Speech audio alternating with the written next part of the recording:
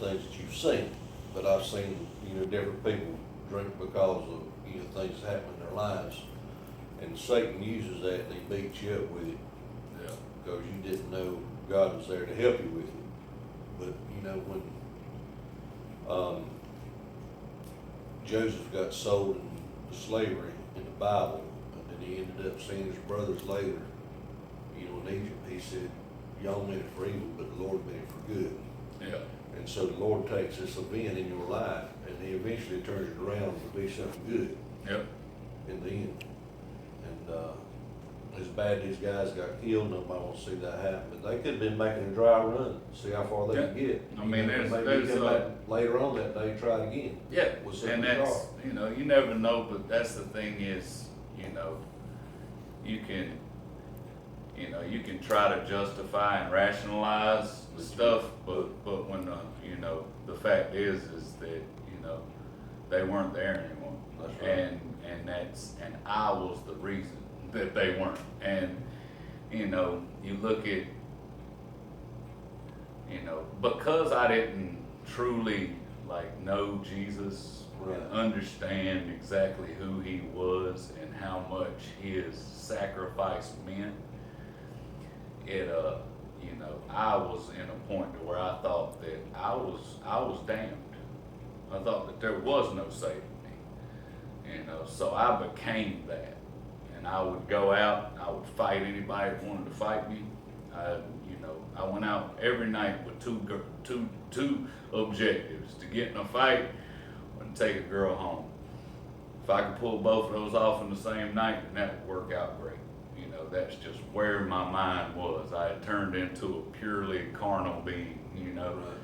and that once I left Germany in 2005, I went to Fort Bliss, Texas, and I wasn't the greatest soldier. I didn't really, wasn't really worried about my career or anything like that. I was just, hey, I got a contract.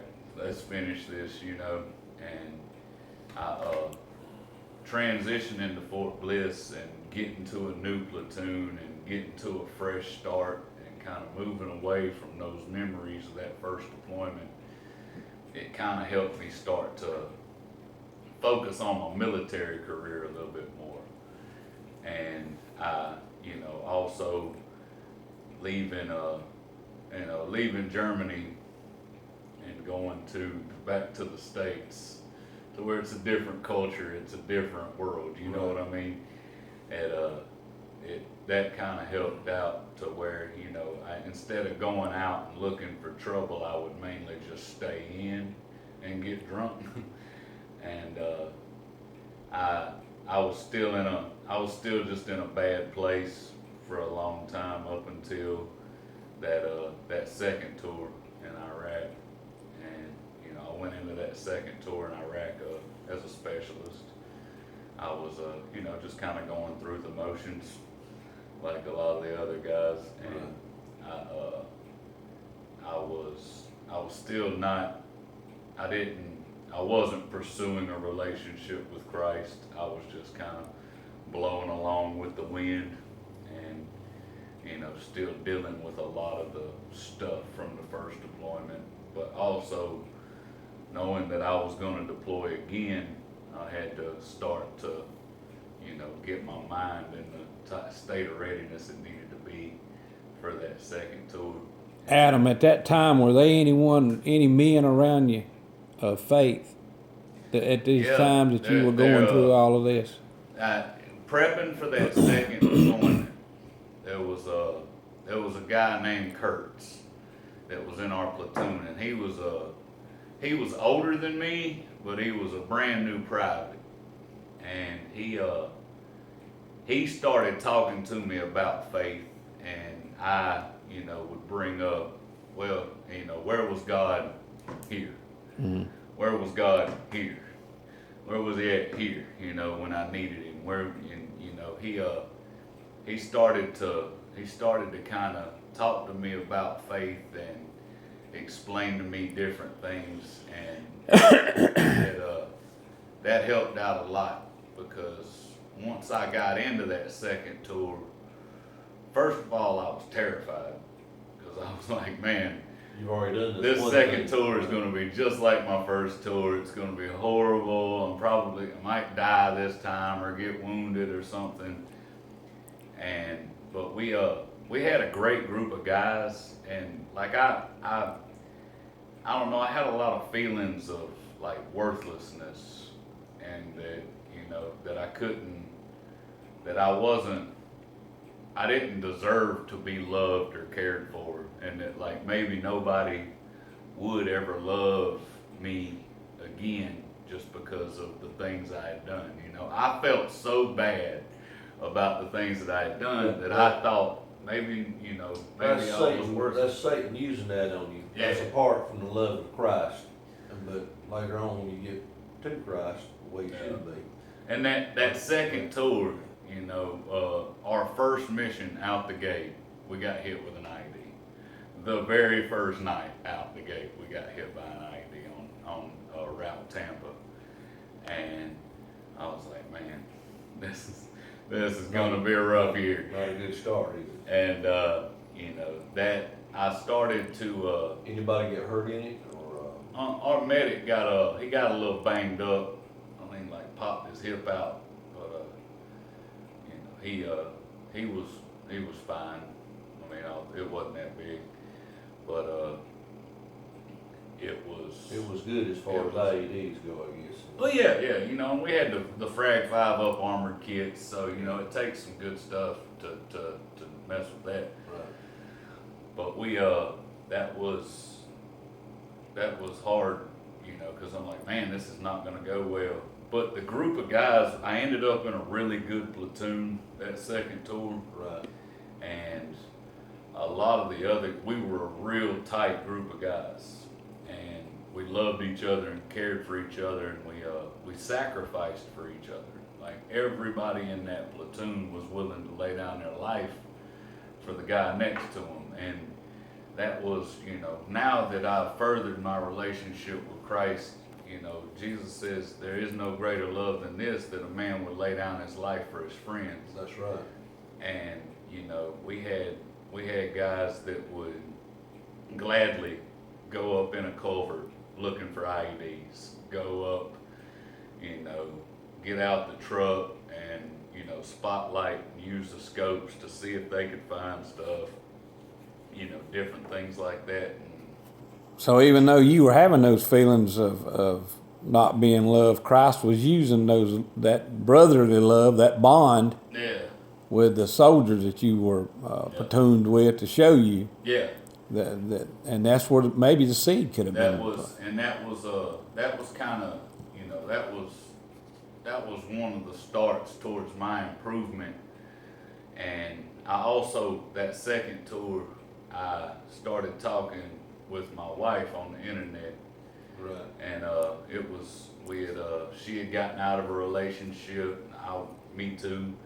And I had about 6 months left in the tour, and one of my buddy's wives was working with her up in Illinois at a tanning salon, and she said, hey, maybe you guys should talk. And so we started talking on the internet and on the phone and stuff like that. And I think because I had so much hatred and anger and vengeance and just so much evil inside of me. Right. Talking to her and her being so sweet and pure and unlike me, it really, it gave me hope in the fact that, she seemed to really care about me, even though she'd never really met me, and that was a great contrast. that was cool. And so I started to see love in the world again. I started to see good things, to where, it gave me some hope. It Right. gave me some hope. And then, I finished, we did 14 months, that tour south of Mosul, and I got married to her, just a couple months after I got back. We met the week I got back, and You said there is something good in this world. Yeah, and we got married. We got married 2 months after we met, and you know, during that time, we were driving back to North Carolina to have the church wedding because we had gotten married in March at the Justice of the Peace, Right. and we were driving back to North Carolina to get married in the church in July. Yeah, we kept a picture over there at the church on the bulletin board when y'all was coming out, you was in your uniform. And Yeah, yep. got married in uniform. We what happened was my car, we got into a bad thunderstorm in Texarkana, Mhm. and my car got struck by lightning. Really? Yeah, and we didn't know, it was just, you know, it was a really bad thunderstorm, and my car just died. I'm like, well, what is this? And I had a nice stereo system and all that stuff in it, and when it did that, you know, we didn't know what to make of it, so we had to stay overnight in Texarkana, and you know, the next day, because I think it was the 4th of July when it happened. Right. The next day, we you know, go check out the car and stuff. We stayed in the motel the night before. Check on the car. They said, you know, that all of my fuses had been blown. Every single, like the whole fuse box had been blown. This isn't a good thing. So then we were able to go on back. We were able to go to Carolina the next day, and we weren't planning on stopping. We were going to drive straight through the full 24 hours from El Paso to Carolina. Right. And you know, found out about you know, about a month or so later that my wife was pregnant, and that was cool, but it was also, you know, kind of freaked me out because like, man, I don't have my stuff together. How am I supposed to be a dad, you know?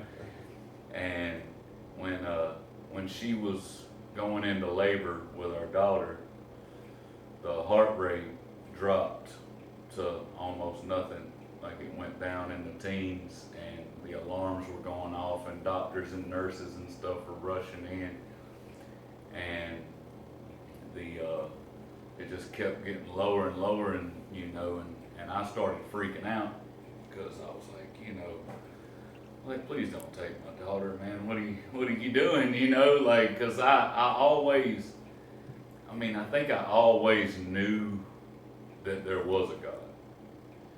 You know, I just could never pin down what exactly I thought about his character. You know, and Getting that relationship. and then I was Yeah. thinking, man, is he gonna punish me by taking my daughter away? You know, that's what I'm thinking, and I was, you know, so I started to pray, and I was like, please, Lord, don't take my daughter, just please don't take her. You know, I was like, take me, you can kill me right now, I don't care. I know that I've lived a life that wasn't good. I know that I've lived a life apart from you.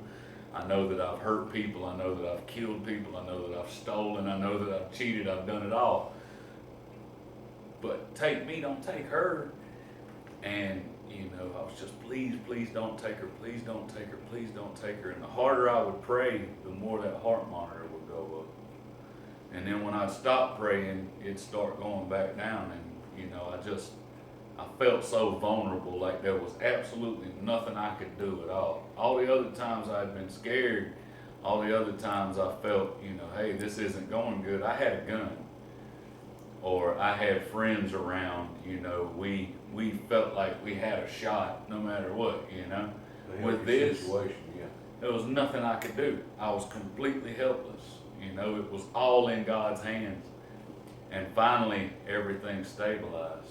And my daughter was born healthy on Easter Sunday, April 12th, 2009. And, you know, that was pretty cool because we found out that the day that she was conceived was in Texarkana when my car got struck by lightning. When lightning struck. Yeah. It struck Twice. once. Yeah, and that was pretty cool. But that was the first time that I felt a real connection with God, like that God really was hearing my prayers, that He answered my prayers. You know, God he don't wring his hands and worry and things like that. He sits there, he's got a plan. Yeah, And you know, we eventually come around to his plan if we get on the Yeah. program. It's not Yeah. like our plan, like, I wanna do this and I've gotta accomplish this. yeah. He's sitting on, I've got the plan right here. You just, don't worry. And You I just and keep on I doing it. I definitely wasn't there yet. Yeah. But he's And- got a way to nudge you around there too. Yeah, and Like he's talking about praying for that baby, you know, you were believing then. yeah, There's something higher than me that can make this happen. yeah. And I've For got to sure. get in touch with it. And you know that was a breakthrough point right there. That was one of the hit points, and I think that all of us in our Christian faith and our journey with Christ will look back at, I call them God winks, Yeah. where you'll be like, God showed up for me here, God showed up for me here, God showed up for me here, and you can tell other people, hey, these are times in my life where God showed up, where I had no shot, where in my strength and my power, it wasn't happening. Right. And God showed up and made it happen. And, you know, that was one of those times. So I left for my third tour in Iraq, exactly a month after she was born. It was May 12th, 2009. When I left for my third tour. We went to southern Iraq. Wasn't a lot going on. Some indirect fire coming in here and there. You know, we pretty much we were working on turning everything over to the Iraqis. So, you know, it wasn't The military kind of helped solve the issue in that part of the country right then. well, it was you know, the combat tempo had slowed down Right. a lot. You know, we were kind of in the process of shutting everything down, and I had started to pray again, because when he came through for me with my daughter, at that moment I was like, okay, God's definitely real. He definitely heard me, you know. So let's start working on this. You know, let's start working on this. And I would pray before missions, and I'd pray before missions with my guys. If you rode in my truck, then hey, we're gonna pray. And You didn't have anybody fight you I on was, that, did you? good luck. He can go ride with somebody else. That's right. I was the truck commander. Hey, I was the staff sergeant. I was the truck commander. You know, hey, you make sure your insurance policy's up to date, or go ride in somebody else's truck. But you know, I wasn't doing any Bible reading. Right. It hadn't changed me. I wasn't, you know, being transformed by the renewing of my mind or anything. I had started to believe in the power of prayer, you know, so I was, Yeah. you know, hey, let's pray, let's make sure everything's okay. Well, like the Bible says, I began a work in you will not be complete until that day. So he began a work in you, Yeah, and you were just going through the maturing process, just picking it up, you know. Yeah. You're being led. You're being led. well, and that's the thing too, is, you know, it's, I feel like God was letting me go my own way and make a lot of mistakes and have my own will done, you know, because, you know, it's like Jesus said, you know, to the adulterous woman, well, to the promiscuous woman, and he said, you know, the one who's been forgiven much, the same loveth much also. Right. And, you know, that's the thing is, you know, I made a lot of mistakes. I hurt a lot of people, and I did a lot of things I knew were wrong. Yeah. And so, you know, 2 months into that tour, we were riding down the street. It was July 14th, 2009. It was 7 years. Was 6 years. 6 6 years. years. It would actually, cause my original contract was 6 years. It was actually like the day, it would have been my last day on my original contract. Right. You know, it was, and we, but I re-enlisted that second tour because they threw some money at me. And, but we were riding along, and I was joking with my driver, and I was talking about, I had been doing some boxing training, and I was talking about, hey man, I think I might try to do some Golden Glove stuff after this. And he was talking about, he said, hey, you know, hey Sergeant Palmer, man, I think you're the wrong color to be boxing. And I said, hey man, listen, this right hand right here, this thing's catastrophic. I said, but here in about 6 months, this is gonna be a cataclysmic, life-altering event if I was to hit somebody with it.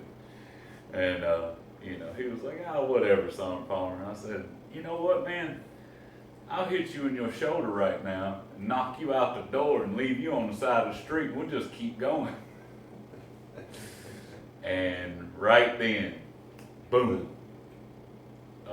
got hit with an EFP on the passenger side. It went through the hinge of my door and into the engine. Tell everybody what an EFP is.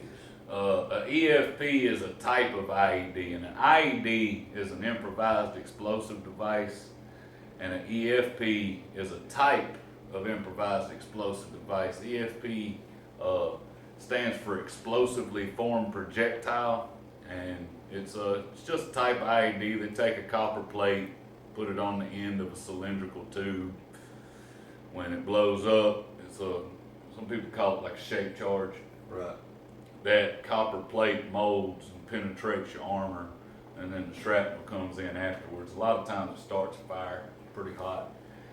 Well, mine went in, and it knocked my door off, and it also dislodged the dash of my truck.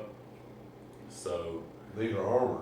yeah, I was in an MRAP Right. that tour. So it's a powerful explosion. Yeah, but there wasn't a lot of explosives to it, so it felt like a smaller IED. Right.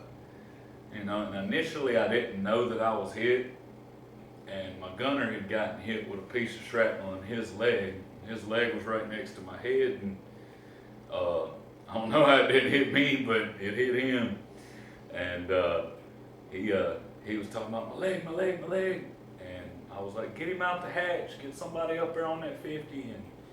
And medic started treating him. I was checking on my driver. The radio was smoking and messed up. And he's like, comms are out. I'm like, don't worry about the comms. You know, are you okay? And he was like, I'm good. And he looks over and he's like, Sergeant Palmer, you jacked up. And I looked down first and I noticed my leg, and it was gushing real hard, like every time my heart would beat. Get hard. The blood would just down my pants leg, and I was like, uh-oh, I'm arterial on my leg. Right. So, you know, the first thing you try to do is you get pressure on it, right? So I went to put pressure on it, and my hand was hanging down here below my elbow, and I was like, oh man, here This we ain't go. working out. And that's when I freaked out. And I was like, ah, you know, but I had fuel all over me, and I had a piece of shrapnel that was burning into my back. I had a piece of shrapnel like that had gotten caught between my flak vest and my uniform, and it was burning. It had burned through my uniform, and it was burning into my back. And I'm thinking, oh no, man, I'm covered in JP8 right now. I've got shrapnel burning into my back. I'm trapped in this truck because my dash fell on my legs, and it broke my femur right above the knee, So you got clean. And broke then- right arm, broke right leg, left leg broke. yeah, left leg was broke So too, you right got two below broke- the knee. Got 2 broke legs, got an artery. Yeah, and then I got arterial bleeding in 2 locations. Not a good day. No, And I was stuck too, so I was like, man, this is not good. Cause you think about it to yourself, you're like, of all the ways to go out, you don't want to burn to death. Burning to death is not a good way to go. Yeah. And we had a friend, my second tour, his truck, he was the truck commander, and the other 3 personnel in his truck got killed. And then he got severely burned, but he survived, Yeah. and I'm like, man, that is not how I want to go right now. And but they were able to get me out of the truck, and they moved me into the platoon sergeant's vehicle, and they started trying to treat me, and I went into shock. Loss of blood. I couldn't move my face anymore. I couldn't move my body anymore. I was pretty much just, and